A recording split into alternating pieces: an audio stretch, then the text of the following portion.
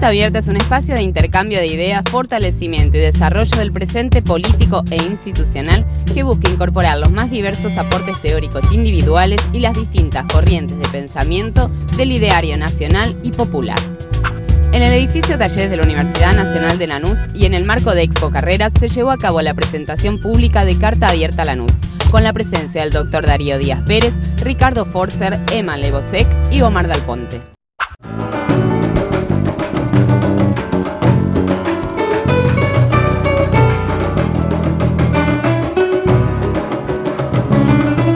La idea es en esta mesa, aprovechando el año del Bicentenario, la Feria del Libro de Lanús, hacer un repaso de nuestra historia, mirar en espejo la relación del pasado con el presente, de qué manera cada época, cada momento vuelve a pensarse a sí mismo. La historia no es algo que está estancada, que es una pieza de museo, sino que cada generación la vuelve a interpelar, a discutir, a poner en el espacio público. Así que supongo que la mesa será un intento de pensar la realidad actual, la compleja trama de las vicisitudes argentinas, la relación de Argentina con América Latina, lo extraordinario de este momento histórico, político, social por el que estamos atravesando. Integrantes de Carta Abierta de Lanús, el espacio político y cultural Genovive saluda y celebra la presentación oficial de Carta Abierta en nuestra querida ciudad. Conscientes de que esta experiencia enriquecerá el pensamiento y el debate contribuyendo a la construcción de una patria libre, justa y solidaria, saludamos a ustedes con un fuerte abrazo militante. Y firma Malón Cultural, la agrupación peronista Felipe Vallese, Iniciativa Socialista y el Partido Intransigente. ¿Por qué Carta Abierta de Lanús? Y porque es una necesidad. Yo dije que en su momento Carta Abierta había sido como una bendición. Como también lo es y lo son algunos programas radiales, periodísticos, de actualidad y televisivos, que son nuevas voces y nuevas expresiones que comienzan a mostrarnos la realidad, no otra realidad, sino la realidad. Yo recuerdo a un joven odontólogo que en aquel tiempo usaba bigotes y que, andaba en un auto que no sabía si iba a llegar a la próxima esquina, pero que nos acercaba la propaganda a los que ya éramos grandes en esa época y que también es un hombre de una familia modesta de Lanús, un hombre que estudió, jugaba al fútbol ahí en la zona cercana a la cancha de Lanús y que hoy es el intendente de Lanús y hoy le está dando una nueva impronta. Ni hablar de la cuestión de los derechos humanos, las otras cuestiones de las mejoras, y sabemos que es difícil, pero también las está logrando y las va a perfeccionar de manera de hacer una excelente gestión. Y con toda esta gente modesta y humilde que abunda en Lanús, también hay un sector de la intelectualidad que está en Lanús y que también tiene sentimiento de pueblo. Con esas compañeras y compañeros nos hemos estado dando a la tarea que el puntapié inicial lo dio Emma. Esto es así. Y se nos ha ocurrido producirlo en Lanús. Y entonces, ¿por qué Carta Abierta de Lanús? Por todo esto que explicábamos. Porque queremos marchar hacia una sociedad distinta, hacia un mundo mejor. Y porque estamos convencidos que la lucha hay que darla en el territorio del pensamiento. Además, entonces, por esa razón, por esa fundamental razón, nos hemos dado a la tarea de crear Carta Abierta acá en Lanús.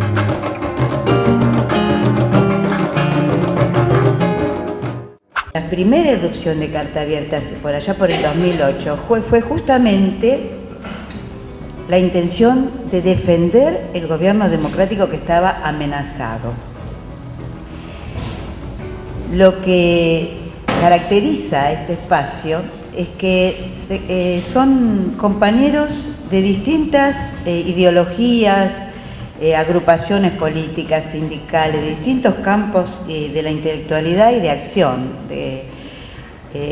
No son compañeros que están en el gobierno. Muchos profesores, docentes universitarios también. La primera presentación pública de Carta Abierta fue el 13 de mayo de 2008 en la librería Gandhi. Una mesa que estaba conformada por Berbisque, Nicolás Casullo, Ricardo Foster, aquí presente, y Jaime Sorín. Y fue firmada esa carta por 750 intelectuales y artistas. En esa carta se definió un clima destituyente en el desprecio por la legitimidad gubernamental. Y este es un sello que tiene Carta Abierta, la definición de quienes están impidiendo el gobierno nacional y popular, el gobierno votado por el pueblo y que tiene ideas y proyectos de modificar la realidad, de transformarla, de ir para adelante. Y sabemos que hay factores muy poderosos, de mucho poder económico concentrado, que son los que tratan de impedir permanentemente. Esa derecha, esa nueva derecha fue definida con mucha lucidez por los compañeros de Carta Abierta.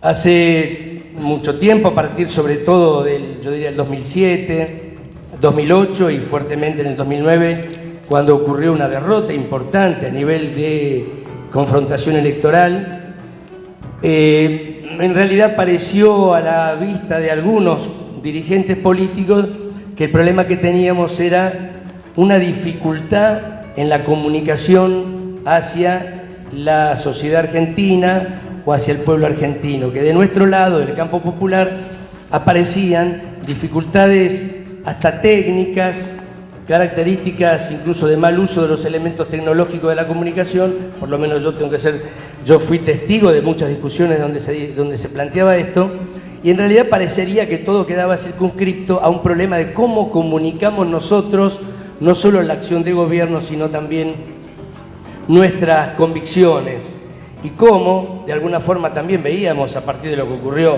sobre todo el 28 de junio del 2009, con la espalda que, entre comillas, le habría dado, entre comillas, también el pueblo a esta expresión que pretendía seguir avanzando y profundizando el proceso de bienestar para los sectores populares.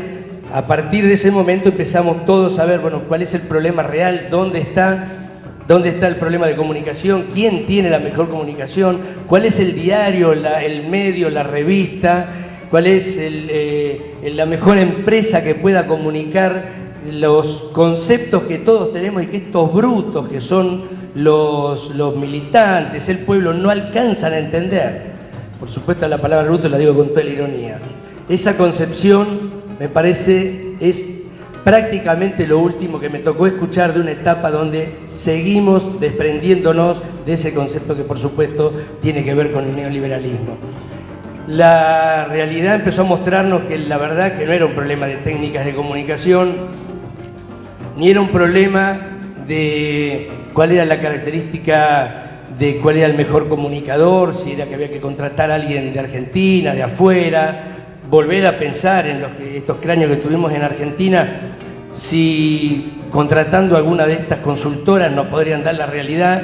Y la verdad es que nosotros habíamos abandonado, sin darnos cuenta, la principal comunicación que históricamente los sectores populares tuvieron.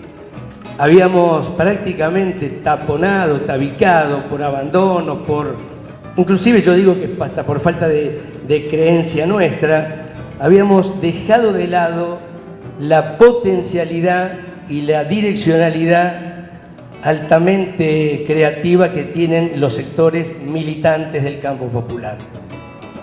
Y el peor problema que habíamos vivido en aquellos últimos momentos, por lo menos para mí, y que espero, abogo todos los días para que no vuelva a ocurrir, era que de las propias estructuras políticas surgían demandas permanentes de encerrarse hacia sí mismo, empezar a pensarse para adentro y en realidad creer que de vuelta, con miradas liberales, la Argentina podría, o nosotros podríamos llegar a reconstruir un poder popular.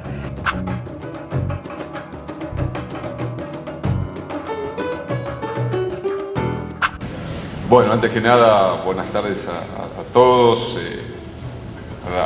gentil invitación que me hicieron los amigos y amigas de Carta Abierta a Lanús para participar de esta mesa con Darío, que ya es un amigo, que es parte de lo que muchos intentamos construir, que es precisamente aquello que las palabras de Darío transmitían, que es esa convergencia que habilite la posibilidad cierta de ir por más, de profundizar, de proyectar hacia un futuro que sea próximo a nosotros, el sueño de una Argentina más igualitaria, emancipada, más libre, más democrática. La historia a veces tiene estos misterios, tiene estas estructuras enigmáticas, a veces genera las condiciones de lo que el día anterior parecía que no podía realizarse, y que cuando emerge, lo que pone en evidencia es que había motivos, que había prácticas, que había militancias, que había ideas, que había actores de la vida social, política, cultural, sindical, popular, que de alguna manera se estaban preparando para dar ese movimiento que a su vez pudiera perturbar la repetición en la historia. Porque en la historia, insisto, la repetición siempre queda del lado de los triunfadores, siempre queda del lado de la dominación, siempre queda del lado de la injusticia y de la desigualdad. De lo que se trata, desde la perspectiva de los intereses populares, nacionales, latinoamericanos, emancipadores, es de interrumpir esa repetición, de interrumpir esos discursos, de interrumpir esos relatos monocordes de una historia que parece que siempre va hacia un solo lado. Y de repente algo se rompe, ese muro sólido se resquebraja y aparecen otras historias. Acá en Lanús, seguramente, muchas décadas atrás, comenzó parte de una historia caudalosa, extraordinaria y fundamental de las tradiciones populares en la Argentina, y que también se vincula a otras tradiciones populares latinoamericanas. Porque así como un 17 de octubre se abrieron las posibilidades de un proyecto de reparación, de un proyecto de distribución de la riqueza, de un proyecto que se apropiara del Estado para ponerlo al servicio de los olvidados de la historia, eso que se llamó el peronismo, también venía aconteciendo en otras sociedades latinoamericanas.